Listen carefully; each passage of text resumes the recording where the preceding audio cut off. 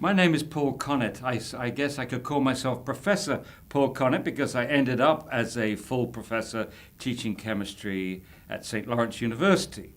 But a lot happened before that. I first went to the United States in 1966 to start a PhD in biochemistry. But as John Lennon says in one of his songs, life is what happens when you're busy making other plans. I was only a year and a half into that, and I got involved with the Vietnam peace movement. That in turn led me to the McCarthy for President campaign, and that in turn led me to Lowenstein for Congress campaign. And Lowenstein was the person that introduced me to the Biafran issue. And I spent 2 years on the Biafran issue, and that's where I met my wife, Ellen, who was a volunteer in that campaign, American Committee to Keep Biafra Alive. Eventually, Biafra fell in early 1970. My wife and I got married, and the next day we took a boat to Europe. And in Europe, we set up a group called International Conscience in Action.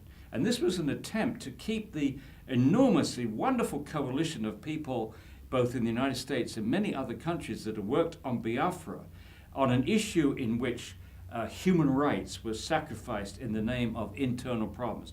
Governments wouldn't act. The United Nations wouldn't act, but citizens acted to try to get justice to the Biafran people. And we said if this ever happened again, we'd go into action. We'd use that whole coalition. And of course, in 1971, in March, Bangladesh, or at least the massacre of the East Pakistanis took place. The Sheikh Mujib was put into prison. And so we were very quick into going into action. We mobilized that coalition. And in London, we formed a group called Action Bangladesh, 34 Stratford villas in Camden Town, where we worked with Bengali students, with the Bengali officials, Abu Saeed Chowdhury. We worked with very, very closely indeed.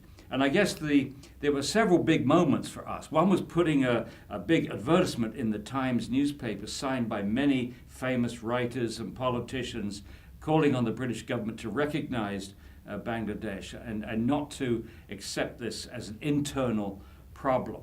And then the next thing that we did, a big rally in Trafalgar Square, August the 1st. You know, I mentioned John Lennon. The other Beatle, of course, very famous for this, is George Harrison. And we were the first ones to play that song, that famous song, Bangladesh, at that rally on August the 1st, 1971, in Trafalgar Square, in front of about 10,000, maybe 20,000 people. So that rally was very dramatic. It was very big. It was covered on BBC. ITN didn't cover it. And then what people may not know is that a couple of weeks later, the Pakistan government staged its own rally. And we knew this would be big. We knew it would get TV coverage. And we said to us, how can we get equal time for this? We had no money to have another rally. And so what we did, for a very little money, we rented some military uniforms, some mock rifles, a loudspeaker system for a car. We got a peaceful demonstration of Bengali men, women, and children in front of the American embassy that was supporting Pakistan. They were all dressed in white, and our two cars we tipped off the TV. Our two cars arrived with our Bengali soldiers, Pakistan Army soldiers in their uniforms. They got out of the car, they advanced on the peaceful demonstration with their guns. We played the gunfire over the loudspeakers. This is in Grosvenor Square, the gunfire's echoing all over the place. And of course, on cue, the Bengali men, women, and children in their white saris and lungis and things with stage blood. Blood, and they collapsed on the ground. And meanwhile, the TV cameras are rolling. And it happened. We couldn't have got it better. On TV that night, on both BBC One and BBC Two, they covered, I think, a massacre or something from Bangladesh that night. And then they said, and in Trafalgar Square, the Pakistan supporters, blah, blah, blah, blah. And then, meanwhile, there was the American eagle on top of the American embassy, and then they went into the massacre. Wow. And we got the equal time, and this was for about £50 for the rental of that equipment. As far as the rally was concerned, we organized as many of our friends and English supporters as we possibly could. The Bengali administration and the students were getting thousands and thousands of Bengalis there. They closed down the Bengali restaurants so the restaurant workers could go to this rally. And I remember I think we had John Williams, the famous guitarist. He agreed to play. George Harrison, I mentioned, George Harrison agreed to have his song Bangladesh played. This is whilst we were waiting for the speakers. But looking behind me, I see lovely Abu Saeed Chowdhury, who I was again to meet in Bangladesh after the war because he became president. That's John Stonehouse MP, who did so much to mobilize the British MPs. We had advertisement with over 220 MPs calling for the recognition of Bangladesh. I'm not sure who this lovely person is here. Not sure who they are. I see, I'm down here. This is me here. But we had all our supporters there. It was a marvelous feeling seeing all those thousands of people. And then we walked down whatever that road is, and we delivered a message to Downing Street, and then I'm not sure. I think we go to Hyde Park? I don't know, but it was a wonderful day. My wife was getting very much involved. She said to me right at the beginning in March when we set up Action Bangladesh, she says, "I don't want to go that route. I don't want any more signing petitions and demonstrations. Anything I do, I want to focus on getting help directly to the Bengali people." And so she was helpful in setting up a group called Operation Omega, based upon the philosophy of Taya Dujardin, which was basically, at a certain point in history, all human beings would come together and international borders would dissolve, rather like John Lennon's song Imagine there's no countries. And the idea was that no country had the right to use a border to separate people in need from people that wanted to help. And so they drove an old army ambulance all the way across Europe, eventually to Bombay, eventually across India to Calcutta, and then that ambulance stuffed with medicines was driven across the border. They literally crashed the border into Pakistan, East Pakistan as it was then, with all the TV cameras rolling and everything else. And all the Pakistani did was to push the ambulance back. But we got that huge international coverage from the fact that they weren't allowing help to get in. And they did it again. Operation Omega did it again. And this time they held them for 2 days. Now, meanwhile, I had joined my wife because Parliament had gone into recess in the UK, so there wasn't much I could do there. And I thought to get some credibility on our political work, I had to go into Bangladesh to see it for myself. Meanwhile, in Calcutta, we were approached by a Bengali major who said, Bengali doctor actually says, "We need medicines. The villagers have no medicine. We've got to have medicine. Can you help us get medicines from the relief agencies?" Because they were helping all the refugees. So we approached the relief agencies, and yes, sure enough, they were very helpful. They said yes, they could supply all the medicines that this doctor wanted. But we said to him, "We will only do this if you let us come in with you to make sure these are given to the right people, given to the villages." So okay. So after a few days on the Indian border, we were allowed in. We went in, there's one other fellow, myself, Freya Spreckley. We went in with the Muktabihini, about 150, armed to the teeth. That we had a little ITN camera. I had my own camera, 35 millimeter camera. We went in, we could only walk at night, and then during the day we slept. They disguised us in lungis, if you please, with long white legs. He was tall, I was tall. Anyway, and then we transferred to boat, and we went for 2 days and 2 nights on the monsoon water. And we eventually arrived in this little island, and it was run by a Baptist minister. And I'd only been there 2 or 3 days when over the Pakistan radio it said 2 of the Omega workers had been arrested. And one of them was a woman. There was only one woman in Operation Omega at that time, and that was my wife, and she'd promised me faithfully that she wasn't going to get involved in any of these intrusions. She was just there for secretarial support, moral support. So there I am in the middle of Bangladesh. My wife has been captured. So now I've got to get out as fast as I can. But whilst we went in with 150 Mukti Bahini, we went out with 4 students, unarmed students, and 1 guide, and we had to travel with the refugees. And it took us 10 days to get out. I mean, excruciatingly long time, a lot of adventures and so on. Actually walked through a Pakistan army camp at night, quietly. Because, if they captured us, 2 tall white men, Englishmen, they would have assumed the worst, that we were somehow spies or something. We had to travel with the refugees coming out. And I remember this one time we were all in our boats. We were in the boats on the water, and we had to go through this under this gate, under this bridge.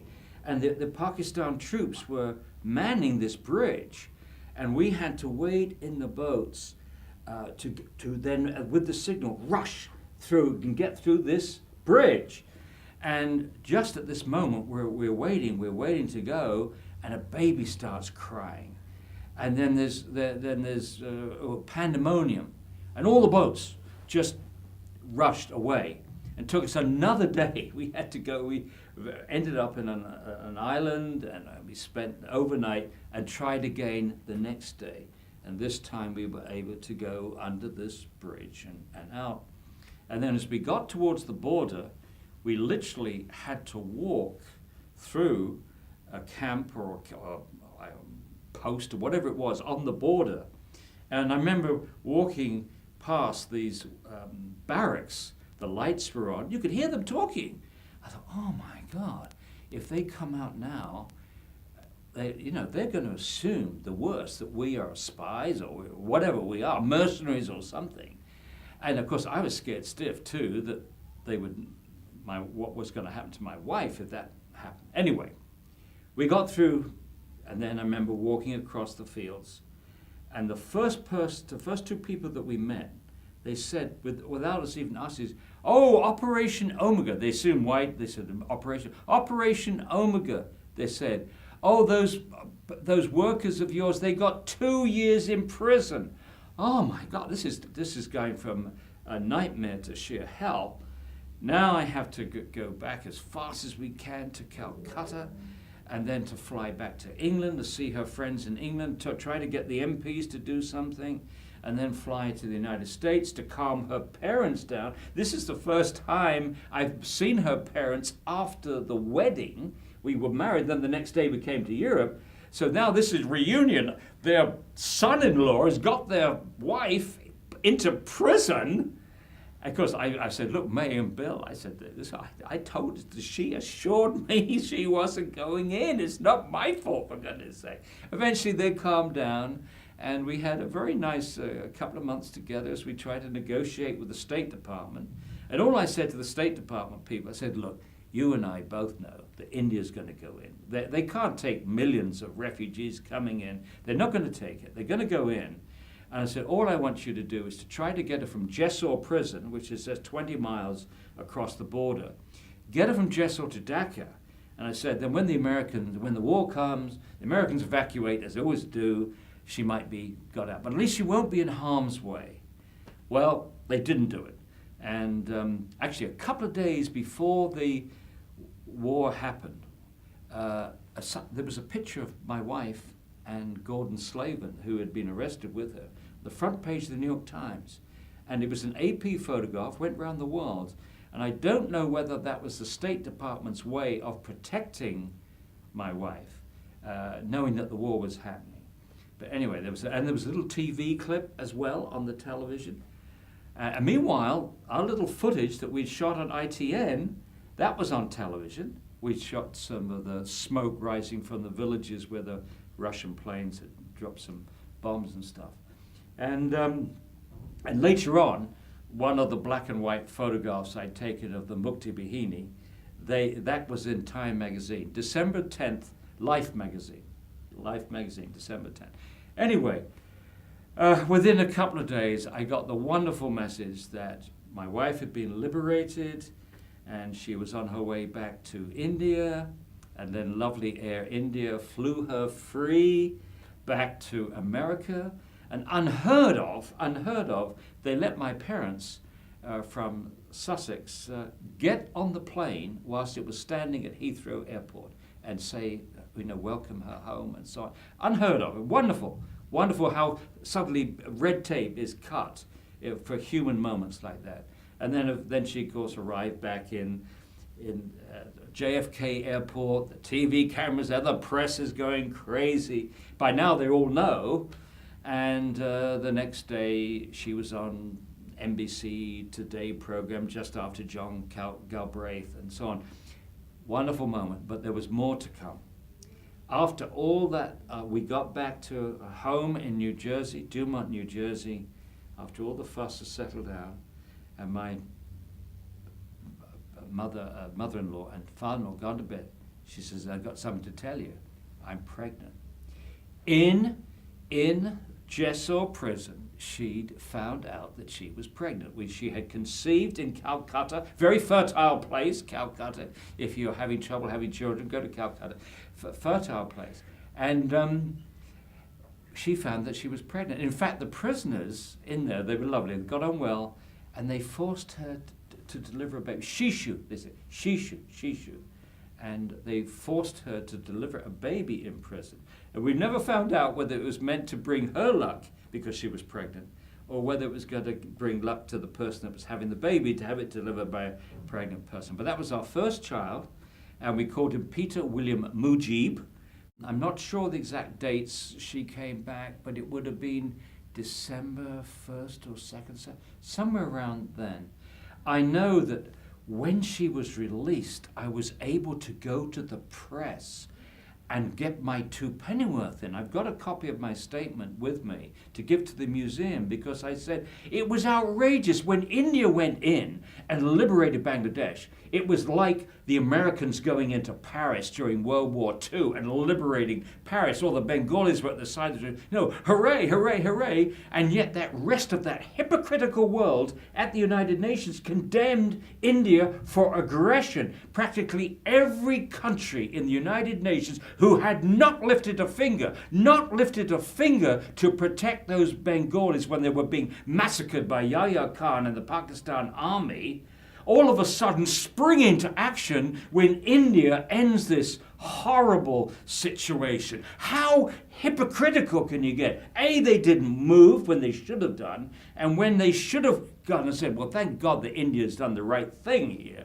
they condemned India. So you can imagine, I had all this pent-up anger, and I let it rip at a press conference. So whether it did any good or not, I don't know, but certainly in my memory, I got it's outrageous. Well, it was a couple of things. It was, again, an opportunistic thing that I was invited to join this mission of reconciliation by a friend of mine, Sarul Hoda, who was a Bihari, but he worked for Bangladesh. And Right Honourable David Ennals, the former health minister in the Labour government, and I think Bruce Douglas Mann, MP, and another MP whose name I forgot, a Conservative.